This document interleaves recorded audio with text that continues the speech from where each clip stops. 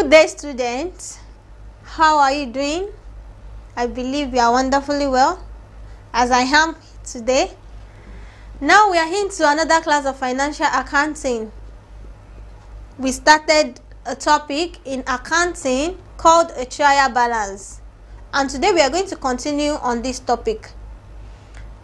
In our last class, we explained and we showed us how to extract a trial balance, because I said it in the classes that we've had that a trial balance is an extract from the list, is not a table on its own.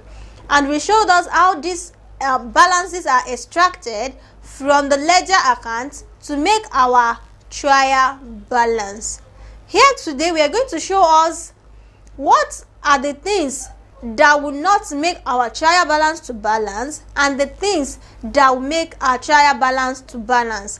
What we are saying is that there are errors that may occur in the process of having our trial balance, though they are error, but it will still make our trial balance to balance. What I'm saying is that despite the fact that you're having the errors, your trial balance will still balance. And the errors not affecting a trial balance.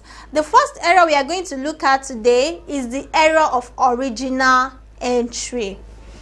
Error of original entry is when both sides of a transaction include the wrong amounts. For example, if a purchase invoice for 21 naira is entered as 12 naira, note the two. You can see both of them have the same figure, but they were interchanged.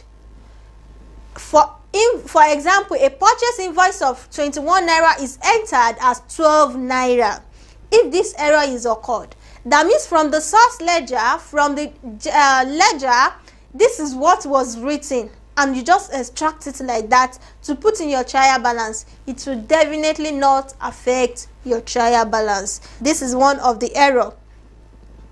This will result in an incorrect debit entry to purchases and an incorrect credit entry to the relevant creditor account. Note: incorrect debit to the incorrect debit entry to purchases, incorrect credit entry to creditor's ledger. It means the two accounts are being affected, and at the same time the error is still common to both.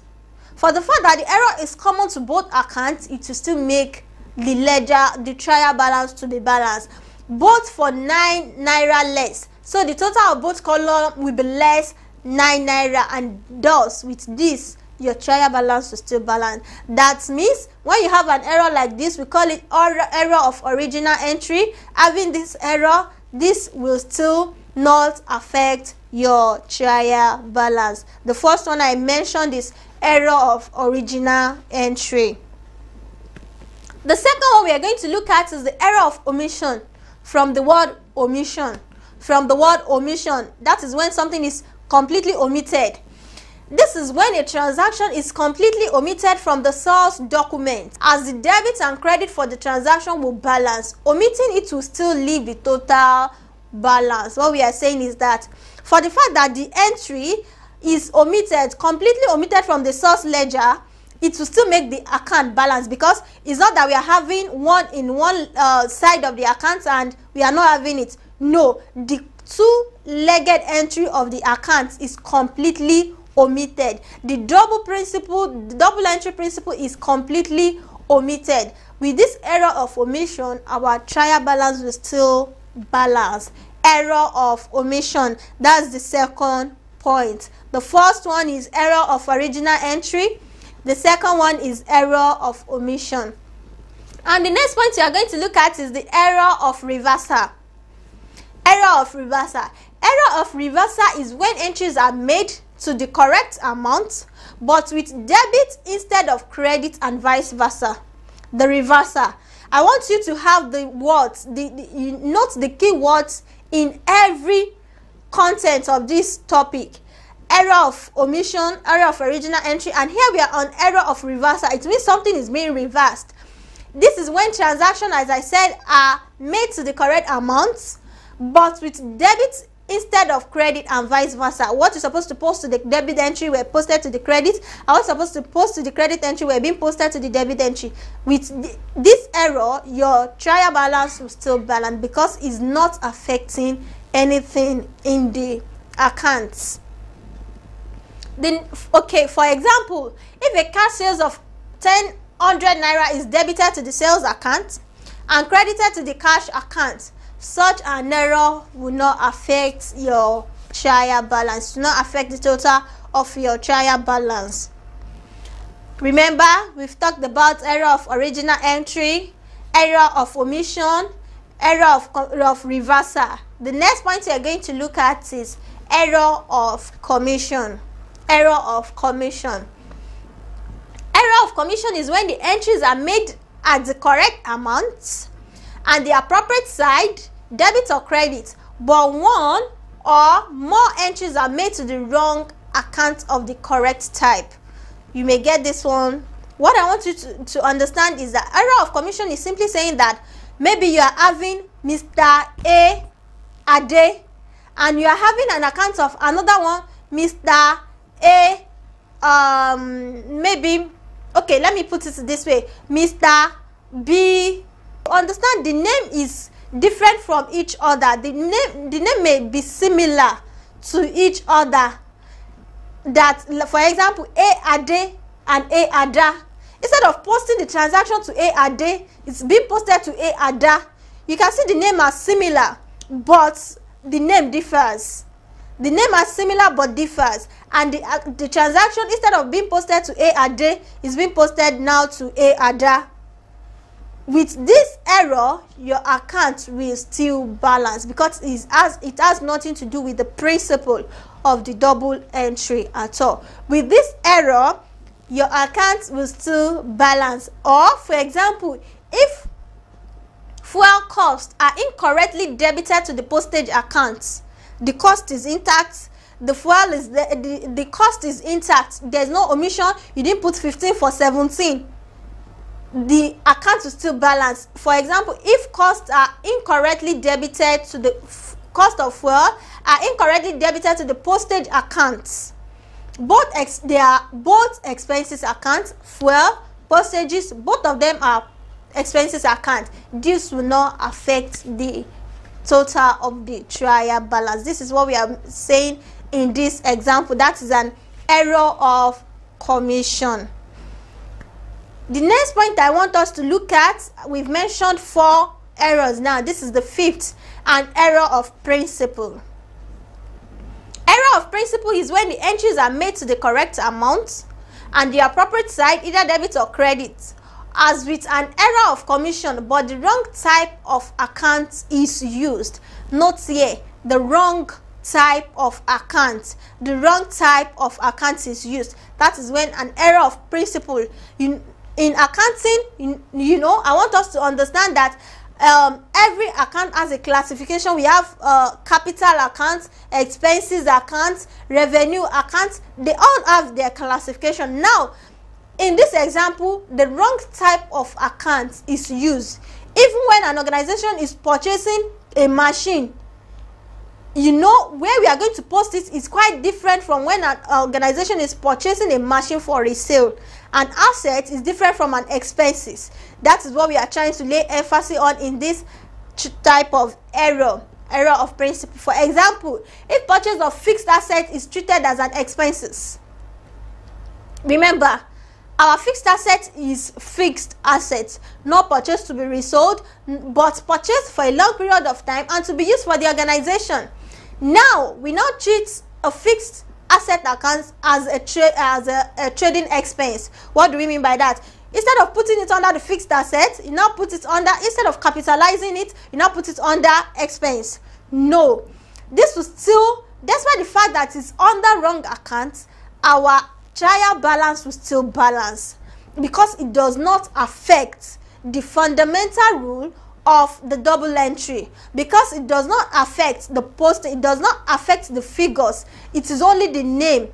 Our trial balance will still balance because trial balance has nothing to do with classification, but post what should be on the debit side and what should be on the credit side on the credit side. And for the fact that your two-legged entry, your double principle, is observed in preparing your ledger, this trial balance will still balance. This is error of principle. The next point I want us to note is compensating error. Compensating error. These are multiple or unrelated errors that will individually lead to an imbalance but together cancel out each other. What are we saying here? An error is committed on the debit side, an error is committed on the credit side. The two, though they are errors, but one way or the other they cancelled out each other. This is a compensating error. For the fact that they've cancelled out each other, the trial balance will still balance. The debit side and the credit side, both of them are having error, but the error still cancel out each other. You will observe it in your question. You will observe it when you are treating it, that this error is cancelling out each other. When you see something like that, your trial balance will still balance. This is a compensating error and multiple unrelated errors that would individually lead to an imbalance but together cancel out each other. I didn't mean it's on one leg, it will lead to an imbalance, but it's on the debit side, it's on the credit side. Both cancel out each other, makes our trial balance still balance. The next point is a transposition error. A transposition error is an error caused by switching the position of two adjacent digits. Since the result error is always divisible by 9, accountants use this fact to locate the misentered number. It is related to what we discussed in the first example. A transposition error. You get to know that there's a transposition error when the difference between the two can be divided by 9. This is a transposition error. It's an error caused by switching. Instead of writing 790, you wrote 970. If you can divide this amount, 790 divided by 9 will give you something. 970 divided by 9 will give you something. This is an indication of a transposition error. Instead of writing 790, you wrote 970. This is an example of a transposition error, and with this, your trial balance will still balance. Okay, for example, a total is off by 72 naira. Divided by 9 gives 8, which indicates that one of the switched digits is either more or less by 8 than the other digit. You understand that something like 8, when you divide this figure by 9, you get 8. It means if you add 8 back to the previous, if you add 8 back to the figure you are recording, to add it back will give you what was missing in the account. So dividing the figure by 9 helps us in solving a transposition error, and even with this, our trial balance will still balance. Now, limitation of a trial balance. We've explained like six errors that will not affect our trial balance. I believe you still remember. Now, the limitation of trial balance. I've said it that it is an extract. Trial balance only confirms that the total of all debit balances matches the total of all credit balances. It's just a confirmation. It doesn't, with what we've analyzed, it doesn't show us that we are right. It doesn't show us that we are wrong. This is one limitation of the trial balance. The only indicator that may show to us that we are wrong is when the two accounts, the two legs of the account are not balanced. But even though they still balance with what we explained some minutes ago, even if they still balance, this does not show that error has not occurred. So the trial balance has a limit on its own. But with the lectures that we've had on trial balance, we use it to test the arithmetic accuracy of our account. We use it to help us in preparing our final account. That is all we have under the advantages, and you can see the limitation of a trial balance. Trial balance total may agree in spite of errors. I think I've explained it. An example would be an incorrect debit entry being offset by an equal credit entry. Trial balance will still balance. This is another limitation.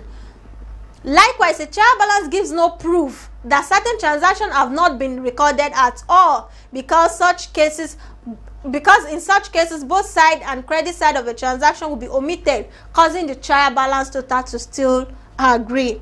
These are what we explained in the errors not affecting trial balance. Types of accounting errors and their effect on trial balance are more fully discussed in the section on suspense accounts. You understand how to undo the errors in trial balance under the suspense account. When the error is found, a correcting entry must be made. When you get that, the suspense accounts will help us. I believe in the next class we'll be going into the suspense account. It's going to help us to know how to treat a trial balance. The assessment for today. Number 1, list the errors that may affect a trial balance. We've explained it. List the errors that may not affect a trial balance. We've explained it. Give the answers to the address on your screen. Work hard. Work hard. It will definitely help you. So we'll see you next time. Wishing you a wonderful time.